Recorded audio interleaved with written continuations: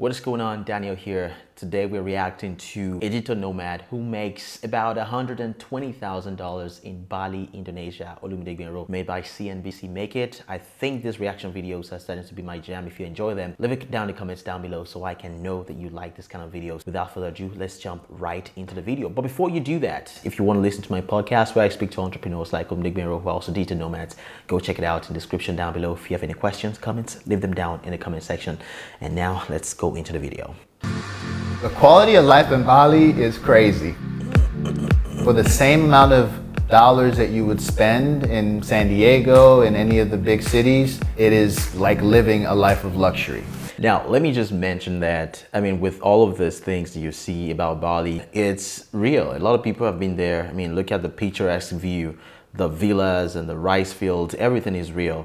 And people just typically have a good time. Now, when I think about these places, I think about Sayulita. I've been in Sayulita, a very nice, small surf town, but there's just a lot of people. So unless you are making good money, I don't think you will be seeing exactly what this guy is talking about. But it's still good to point out that all of these things are very real. In terms of how much I spend, my costs have gone way down. I'm never worried about money anymore.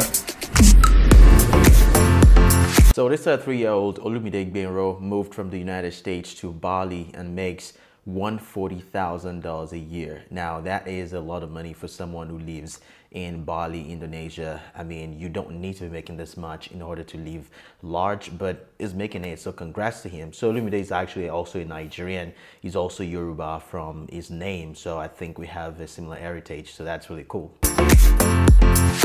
My name is Olumide Benro. I'm 33 years old. I relocated to Bali, Indonesia. I run a social media marketing agency, and I also run some of the largest conferences virtually and in person for digital nomads. So this is one of the things that you can do as a digital nomad. You can do social media if you are very adept at social media. You can run social media marketing, which is exactly what I do for clients. I do Facebook ads, Google ads, and everything online ads for businesses and to make sales online. I think we have very similar backgrounds in so many ways. When I arrived in Bali for the first time and I saw all these smiling faces, everybody was like, "Hello sir, how are you doing?" People will almost take you to their home and cook for you the first time they meet you. I'd never experienced that in my life, in the United States or other countries that I went to. Ooh, look at that corn. This is something I love so much. If you are in Nigeria, or maybe here in Albania, there's some places where you can get roasted corn like this. And growing up, this was something that I loved eating. It's probably one of the staple if you travel to some places, especially Nigeria. So roasted corn, if I go to Bali for any reason, maybe it might just be because of roasted corn. The way I grew up in America, I always felt left out, and because of being a person of color, I also felt that there were certain times in my life where I just didn't feel valued as a human being. That's one of the things, reasons why people move out of the US today. It's because of all of the division, the hate, political division, and all of these things that's been going on over the last couple of years. And a lot of people that I've met also have, some of these reasons as why they have left the United States. And I think it's really on the rise now, especially as a person of color in the US. I try not to talk about that too much, but it's real. But then when you step into a place like Bali, that all goes away. It went away from me. So he makes $140,000 a year from his marketing agency, his consulting services, and virtual events and investments.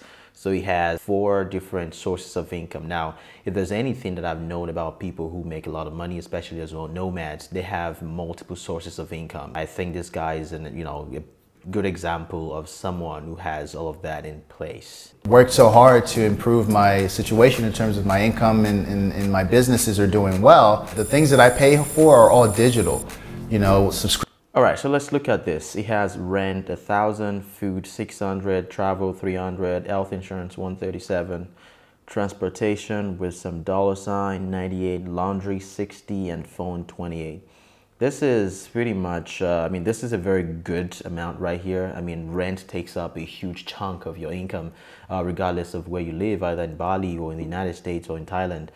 Transportation, $98, not bad at all. You'll be paying more if you had a car and you're paying insurance and all these things. So telephone bill for $28, food for 600. I think it's a really good amount, especially if you're making $140,000 a year and you're not spending a lot of that on taxes and all these things. So $600 a year, travel, health insurance. Yeah, this is a very good spending amount in a month, 2,333, and you will be spending way more than this if you're living the same lifestyle in the United States, regardless of where you live. I don't care where you live, you'll be spending way more, especially in that kind of villa that he lives in. While I'm, enjoying living in an amazing place, my wellness is up, allowing me to optimize my business. When you have a clear mind and your heart is centered in the right place and you feel good, you tend to have good results for your clients and the people you work with. That's good. I don't cook. I can cook, but I don't, because it's better for me to get work done, eat, and keep going. And for me, I always order, there's a popular app here called Gojek. It's like Go Food, Go Tailor, Go Massage. They have a Go for everything. And I use Go Food to order my food on a daily basis. You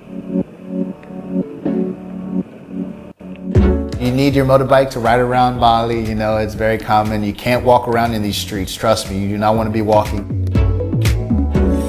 Look at those rice fields, man. If there's any reason I want to go here to Bali or to Indonesia in general, will be because of these views. It's just so calming, so soothing. When you look at it, you immediately feel good. You know what I mean?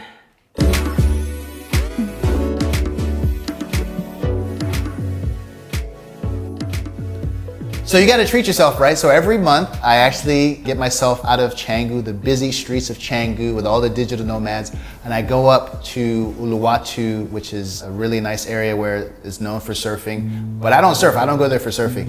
I go there because there's a really nice luxury hotel resort called Alila.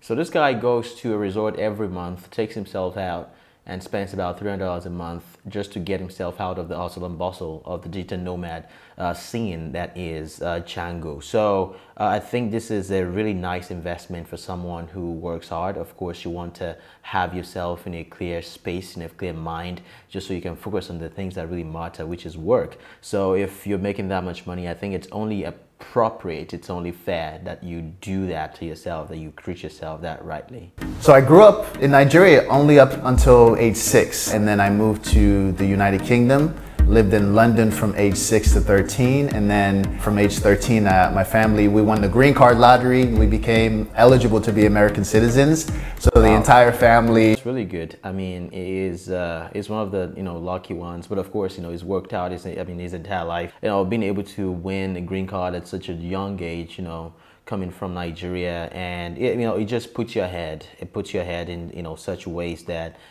people who grew up in Nigeria like myself are not able to comprehend. So I mean, I moved to the United States. That's when I started traveling, when I started thinking broadly and looking at things that I could do to improve my life. And that's just what being in an environment like that does for you. So I'm not surprised at all. Hey Dad, what's up? What's going on? My parents wanted me to be either a doctor, lawyer, engineer. This is very typical in Nigerian families, and for me, it was tough because those things weren't of interest to me. I was very creative. I think I wanted to create content.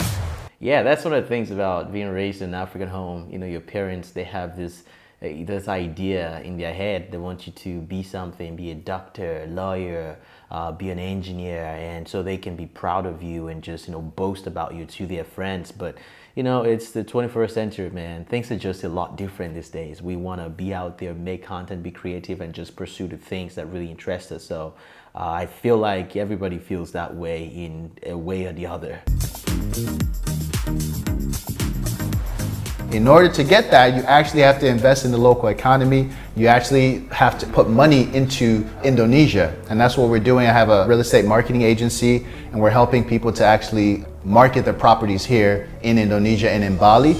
When I first moved to Bali, I was depressed for the first 2 months because I was in beautiful backgrounds, coconut photo like my friend that I used to watch on Instagram. I didn't really have friends here. I lived in a tiny place that was like a closet. I didn't go outside. So what made things get better was when I got a nicer apartment that I had a view of the ocean. And the biggest thing for me was just learning how to create a life that I actually wanted. Not just because, oh, now I've landed in Bali, so everything's perfect. No. Yeah, that's the thing about, being in a new place. I mean, you want to be a digital nomad. Everybody wants to be that these days, it seems like. But you get here, you're like, it's not exactly like everyone has painted it to be. I remember when I first went to Mexico City and I just felt like, where's all the people that I spoke with on Facebook? It feels like such a small community, which I later discovered that it is in real life. But when I first got there, everything felt so strange. It was such a big city and I didn't know where to go, who to talk to. So it's really a weird space to be in, especially if you're just getting started. So you should have that in mind. Everything is not the way that it's painted to be online. And you just have to find your way and insert yourself in certain spaces and certain communities so you can really get going as a digital nomad. But once you get all that down, it becomes really easy. To nature, exercise regularly. So for those wanting to relocate, I think the biggest thing that I would say is just be prepared to be able to adjust. Bali seems perfect. But one of the things is like pollution. There's a lot of pollution in the freeway or the highway when you're riding on your motorbike. Another thing I'd say is in terms of preparing is your finances. Know exactly how much you're making every month and budget how much you're willing to spend. And the funny thing about Bali is that, about Indonesia in general, is that you go there with $100 note and someone gives you like 10 million of their currency. It's crazy, as you can see right here. Maybe I can zoom in. $1 is 14,125 Indonesian rupiah, I think. A dollar is 14,000, a euro is 15,000. It's just crazy how things work there. You get this $1 note and you get all of this wand of cash that, you'll be thinking you're a millionaire. If you go to Bali, you can technically become a millionaire in their currency. So that's not really a thing. I've seen people go broke in Bali. The biggest advice I can give is have a solid, predictable income. So when you arrive, you never have to worry about money. You have the systems in place that constantly churn dollars, euros, lira, whatever it is you earn every single month. Because if you have an issue with money here, it will show. Yeah, that's a real thing when you travel. If you don't have a constant source of income, it's gonna be really difficult to do a lot of things. I've gone broke before. It's something I've spoke about on this channel. When I first started out, invested my money in my e-commerce business, but then my e-commerce business got shut down. Then I didn't have any money. I had to borrow money to travel back home. So that's not a situation you want to be in. It's a very serious situation. It's embarrassing to say the least. So you don't want that to happen. You either have a job that pays you, weekly, monthly, whatever, or you have your own business that is guaranteed to make you money. So keep that in mind. Really important. I've been here for 3 years. It's been the most amazing personal growth, the most amazing time of my life. My vision board, says that I have a home in the Caribbean, I have a home in San Diego, and I have homes around the world. But I think something about Bali grounds me here. This feels like the place that I will spend the most time. So for me, home base in Bali, 100%, but then having homes and different hubs that I go to a few times a year. That's the goal that I have for myself. I want to have homes everywhere, all over the world. But I'm still in a phase right now where I'm still traveling, still feeling out those places. I haven't been to a lot of places. Even though I'm a digital nomad, I'm not constantly traveling and spending long amounts of time in a place. I'm still in that building phase right now, still in that exploring phase, trying to see exactly what works for me. So if you're just starting out, you might want to do that as well. Eventually, I don't see myself traveling for the rest of my life. I still want to have a family someday, be grounded, but I think this is one of the goals I have for myself: be grounded, have different homes that I can spend time in all over the world. Is what I plan to do. Well, this is another reaction to Olumide Gbenro making 120,000 in Bali, Indonesia.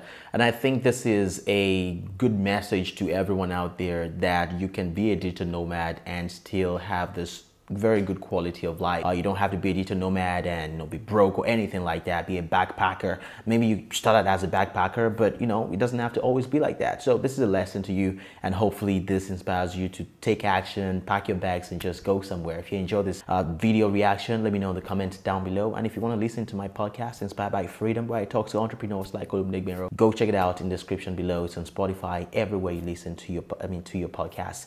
Again, my name is Daniel, and I will see you in the next video.